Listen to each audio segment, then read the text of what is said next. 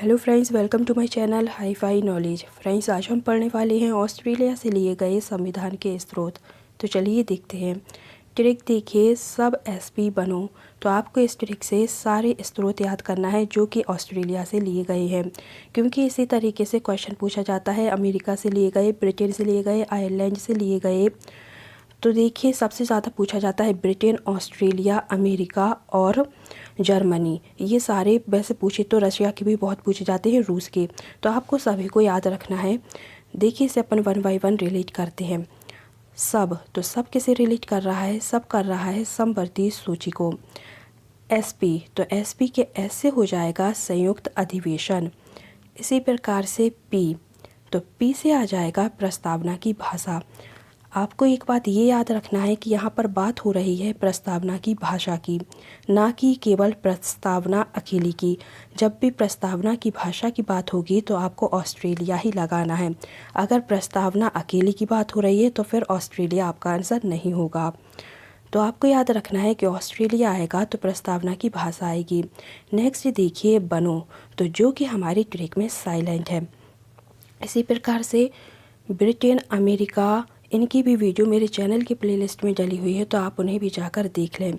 और देखिए, जो प्रस्तावना है इससे हमारे एग्ज़ाम में बहुत क्वेश्चन पूछे जाते हैं। तो संविधान की कुंजी किसे कहा जाता है? जो कि प्रस्तावना को ही कहा जाता है। और आपको प्रस्तावना और उद्देशिका में कंफ्यूज नहीं होना है, क्योंकि प्रस्तावना को ही उद्देशिका कहा जाता है।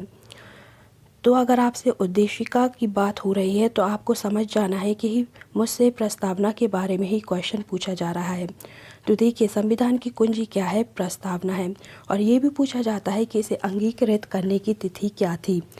तो इसे अंगीकृत करने की तिथि थी 26 नवंबर 1949।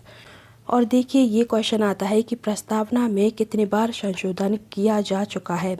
तो प्रस्तावना में केवल एक ही बार संशोधन किया गया है। ठीक है। और देखिए, 42वें संविधान संशोधन अधिनियम 1976 से प्रस्तावना में समाजवादी, पंथनिरपेक्ष और राष्ट्र की एकता, अखंडता शब्द जोड़े गए हैं। तो क्वेश्चन देखिए कैसे आता है कि ये सारे शब्द कौन से संविधान संशोधन अधिनियम के द्वारा जोड़े गए हैं? तो 42वां संविधान संशोधन अधिनियम 1976 के द्वारा जोड़े गए हैं।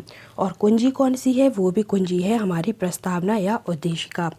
अब देखिए, जो संविधान सभा में जो उद्देशिका थी प्रस्तावना, वो जवाहरलाल नेहरू ने 13 दिसंबर 1946 को एक उद्देशिका पेश की थी। अब देखिए, जो प्रस्तावना है उसको उद्देशिका क्यों कहा जाता है? तो देखिए क्यों कहा जाता है। तो जो जवाहरलाल नेहरू थे, उन्होंने 13 दिसंबर 1946 को एक उद्देशिका पेश की थी। इसी उद्देशिका से जुड़ा हुआ जो प्रस्ताव था, यह संविधान निर्माण के प्रस्ताव के रूप में संविधान में शामिल किया गया था। तो जो प्रस्तावना है इसे ही उद्देशिका के नाम से जाना जाता है। तो मैंने ये क्लियर कर दिया आपको कि प्रस्तावना को उद्देशिका क्यों कहा जाता है। तो आपको ये क्या याद रखना है कि जो केशवानंद भारती वर्सेस केरल राज्य था, जो कि 1973 में, तो इसमें सुप्रीम कोर्ट ने प्रस्तावना को संविधान का अंग माना था। ठीक है। और इसमें केवल एक ही बार संशोधन किया गया है। और ये वर्ड समाजवादी, पंथनिरपेक्ष जोड़े गए हैं। तो 42वां संविधान संशोधन अधिनियम 1976 के द्वारा ही जोड़े गए हैं। और उद्देशिका को ही संविधान की आत्मा और संविधान की कुंजी। अब आपको आत्मा भी याद रखना है। मैंने कुंजी बताई थी क्योंकि आत्मा वाला भी जो क्वेश्चन है वो हमारे एग्ज़ाम में आया हुआ है। और जवाहरलाल नेहरू का ये भी पूछा जाता है कि उद्देश्य प्रस्ताव प्रस्तुत किया था, तो किसने? जवाहरलाल नेहरू ने किया था। इतने पॉइंट आपको इससे याद रखना है प्रस्तावना से। जब मैं पॉलिटी में पढ़ाऊँगी तो मैं इसको और भी डिटेल में बताऊँगी। उम्मीद है आपको वीडियो पसंद आई होगी। तो आप वीडियो को लाइक करें, सब्सक्राइब करें और अपने फ्रेंड्स के साथ शेयर करें। Thank you.